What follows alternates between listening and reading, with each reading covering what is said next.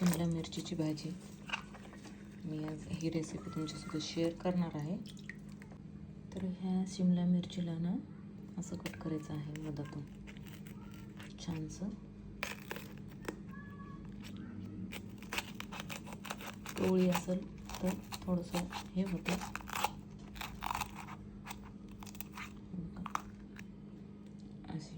अशी कट करून घ्यायची आहे आणि ह्याच्यात ते सर्व बिया काढून टाकून द्यायच्या।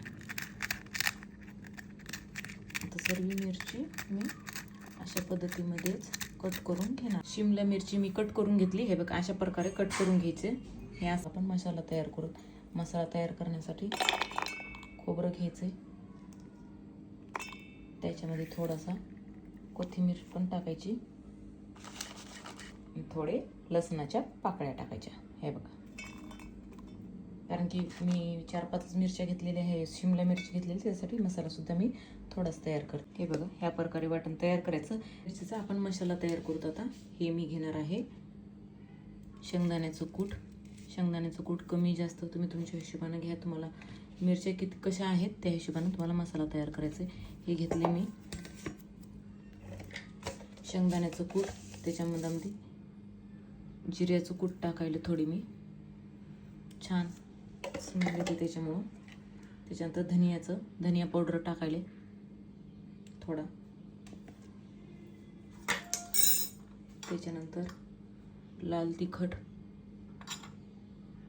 तुमच्या घरात कसे खातात त्या हिशोबाने टाका, हळद आणि हे आहे गरम मसाला।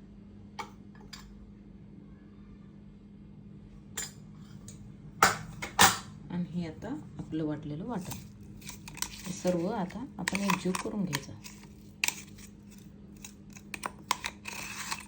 हे मीठ चवीनुसार, आणि आता मी हे सर्व एकजीव करून घेणार आहे।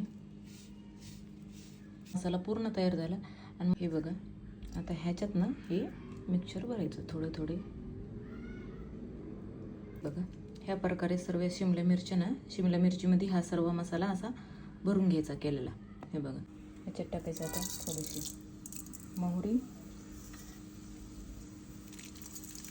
थोडीशी जिरे, थोडीशी हिंग,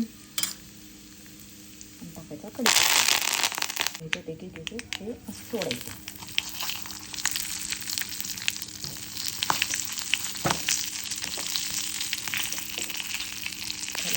तेलामध्ये परतून घ्यायचे,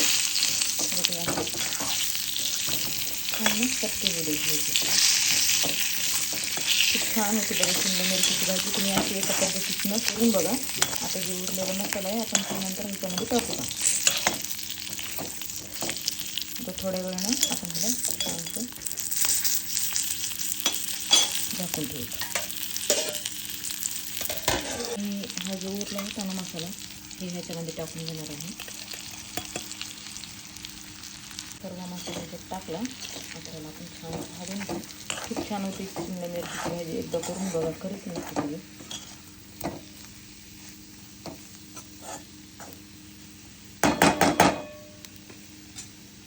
आता ह्याच्यात काय करू, थोडून ना वरून पण मीठ टाकू, थोडंसं छान होतं।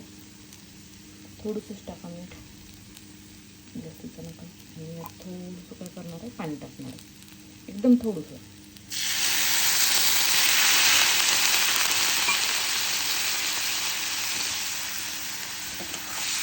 फक्त 1 या 2 चमचच पाणी टाकलं, जास्त नाही टाकलं।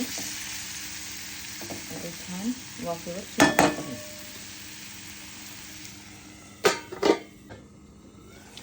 बघा, भाजी अशी शिजली, एकदम कोरडी छान झाली। आता मी ह्याच्यामध्ये टाकून घेते कोथिंबीर।